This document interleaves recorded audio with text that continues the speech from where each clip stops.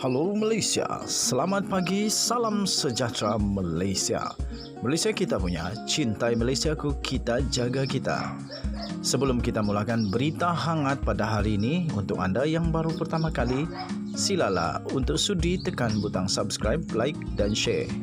Sila juga tinggalkan komen anda kerana setiap komen anda amatlah dihargai. Berita hangat hari ini daripada channel ini, Denyut nadi suara rakyat bergema terus-menerus di dalam channel ini. Setiap hari kita membawakan berita-berita terbaru yang pastinya dinantikan oleh seluruh rakyat Malaysia. Kita akan mulakan berita kita. 1, 2, 3. Berita mula sekarang. Salam sejahtera Malaysia. Berita terkini dipetik daripada malaysiakini.com. Bertarikh 27 Oktober 2022, Mahkamah tolak permohonan Najib hadir Parlimen. Berita penuh. Penyandang Parlimen Pekan Najib Razak yang kini dipenjarakan gagal dalam permohonannya untuk dibenarkan hadir di Parlimen yang kini sudah pun dibubarkan. Mahkamah Tinggi Kuala Lumpur pagi ini telah menolak permohonan bekas Perdana Menteri itu untuk memulakan semakan kehakiman. Sebelum ini, semasa mendengar perkara itu, Pasukan Peguam Jabatan Peguam Negara AGC secara lisan telah berhujah bahawa tindakan undang-undang itu bersifat akademik kerana Dewan Rakyat sudah dibubar pada 10 Oktober 2020 yang lepas. Najib yang kini menjalani hukuman penjara 12 tahun berhubung rasuah yang membabitkan 42 juta ringgit Malaysia, dana daripada SRC International milik kerajaan, telah memfailkan permohonan kebenaran semakan kehakiman pada 5 Oktober. Ketika membaca penghakimannya, Hakim Ahmad Kamal Madsadihid berkata ia adalah kerana isu permohonan pelepasan Najib bukan lagi isu langsung. Kamal berkata, antara pelepasan yang diminta ialah permohonan dibenarkan menghadiri persidangan Dewan Rakyat yang dijadualkan pada 3 Oktober hingga 29 November. Dengan pembubaran Parlimen, katanya, ia bermakna Parlimen sekarang telah berakhir. Bermakna ahli-ahli Dewan Rakyat tidak lagi menjadi ahli Parlimen. Adalah jelas bahawa dengan pembubaran Parlimen, penggal Parlimen telah berakhir dan oleh itu pemohon bukan lagi ahli Parlimen Pekan, katanya. Tambahnya lagi dalam keputusan itu, oleh itu pada pandangan saya, pelepasan pengisytiharan yang diminta pemohon iaitu mendapat akses kepada pegawainya bagi tujuan kerja Parlimen, perundangan dan konstitusi serta akses kehadiran menghadiri sidang Parlimen pada tarikh yang dijadualkan bukan lagi isu langsung. Tambahnya lagi, pengisytiharan yang diminta menjadi mustahil dengan pembubaran Parlimen kerana tiada lagi Parlimen untuk dihadiri. Suruhanjaya Pilihan Raya telah mengumumkan bahawa tarikh pengundian untuk pilihan raya umum adalah pada 19 November 2022 ini. Ini bermakna akan ada satu lagi kabinet dibentuk daripada ahli Parlimen yang baru dipilih, kata Kamal sambil menambah bahawa tidak akan ada perintah mengenai kos. Pada ketika ini, Peguam Utama Najib, Muhammad Syafi Abdullah memaklumkan mahkamah bahawa mereka akan merayu ke Mahkamah Rayuan. Semasa prosiding perkara Mahkamah Sivil, Najib dilihat berada di galeri awam sambil dikelilingi oleh sekumpulan kecil pegawai penjara Kajang. Rosma juga kelihatan sedang duduk berdekatan. Peguam Kanan Persekutuan Syamsul Bul Hasan mewakili AGC. Menerusi tindakan undang-undang itu, Najib memohon perintah mahkamah untuk mendapatkan akses kepada pegawai parlimennya bagi menjalankan tugasnya sebagai ahli parlimen dan kedua untuk menghadiri parlimen. Menerusi affidavit menyokong tindakan undang-undang itu, Najib mendakwa bahawa sejak 19 September dan seterusnya, dia telah terjejas teluk oleh keengganan responden untuk membenarkannya mengakses pegawai atau pembantunya bagi tujuan kerja Parlimen, perundangan dan konstitusi. Najib juga mendakwa bahawa dia terjejas terus oleh responden yang menolak permohonannya untuk mendapat akses dan hadir di Parlimen pada tarikh persidangan yang dijadualkan. Sekian berita, salam sejahtera Malaysia. Malaysia kita punya, cintai Malaysiaku, kita jaga kita. Jangan lupa untuk tekan butang subscribe, like dan share. Sila tinggalkan komen anda kerana komen anda amat dihargai. Kita jumpa lagi. Bye-bye.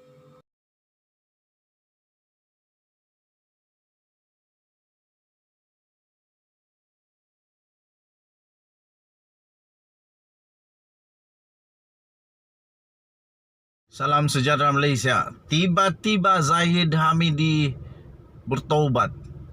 Tiba-tiba Zahid Hamidi sedar diri. Tiba-tiba Zahid Hamidi tiba-tiba saja seperti terbangun dari lena. Wah, terlajak perahu boleh diundur. Terlajak kata ambil kau makan kau sampai kenyang. Begitulah. Tapi tuan-tuan dan puan-puan yang dihormati sekalian, memang waktu bercakap jangan sembarang cakap, pikir dulu. Akhirnya Zahid mahu supaya penyebaran klip ucapannya yang diedit. Tapi pada pendapat saya, yang orang sebar itu tidak ada diedit pun. Semua tak ada diedit. Buktinya setiap video yang disebarkan yang sampai ke tempat saya, tak ada satu pun yang berbeza. Cuma mungkin ada stiker kah, ada emoji kah, itu saja. Tapi isi dia tetap sama. Yaitu Zahid Hamidi kata, kalau kita kalah kali ini, kita lebih teruk daripada PR14. Kemudian baru dia sebut semua orang yang bakal masuk penjara, semua orang yang bakal kena dakwah, satu persatu dia sebut. Kenapa dia sebut begitu? Adakah dia ingin mengugut semua orang-orang yang disebut namanya itu supaya berusaha mati-matian, bekerja sampai tak payah tidur supaya menang? Ataupun dia ingin memberitahu supaya semua ahli UMNO kalau sayang kepada Zahid Hamidi, undilah Zahid Hamidi. Dan kalau sayang kepada Tok Mat kah, sayang kepada Presiden MIC kah, kalau sayang kepada diorang, undilah diorang. Kalau tak sayang, nanti tak undi, nanti kalah masuk penjara, kena dakwa pula. Lagi, adakah itu juga memang menunjukkan bahawa ada angin bertiup sehingga pokok bergoyang? Sebab pada pendapat saya, kamu boleh komen lah apa pendapat kamu. Pada pendapat saya saja, Zahid tak payah takut. Kalah kah, menang kah, tak payah takut. Kalau memang tak ada buat apa-apa salah, Mahkamah Malaysia bukan mahkamah hutan, bukan. Mahkamah kita mahkamah bagus lah. Orang yang memang tak ada apa-apa salah tak akan dibawa ke mahkamah. Orang yang tak ada kes tak akan dibawa ke mahkamah. Dan kalau sampai mahkamah pun jangan takut. Sebab kalau tak ada kes, tak ada prima facie, memang kau tak akan pun kena buat apa-apa. Dilepaskan saja. Buktinya Zahid Hamidi dilepaskan sebab dia tiada apa-apa kes prima facie. Jadi nak takut apa?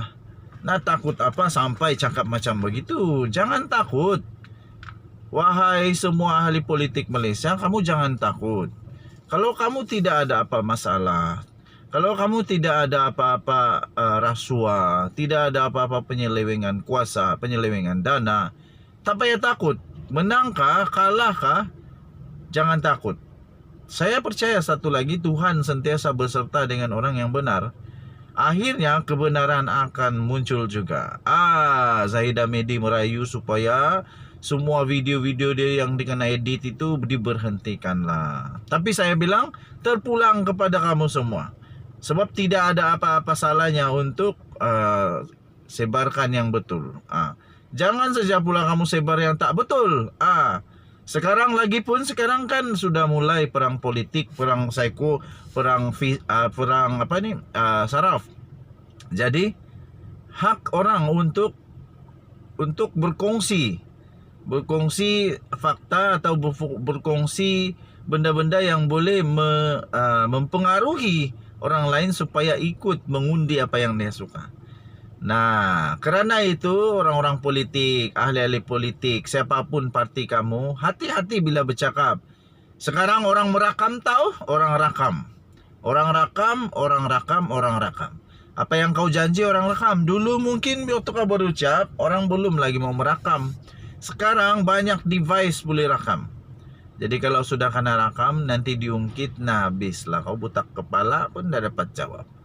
Okay, so apa pendapat kamu? Hentikan atau tidak? Kamu boleh komen. Denyut Nadi, Suara Rakyat Bergema. Di channel ini kita jumpa lagi. Selamat pagi Malaysia. Bye-bye.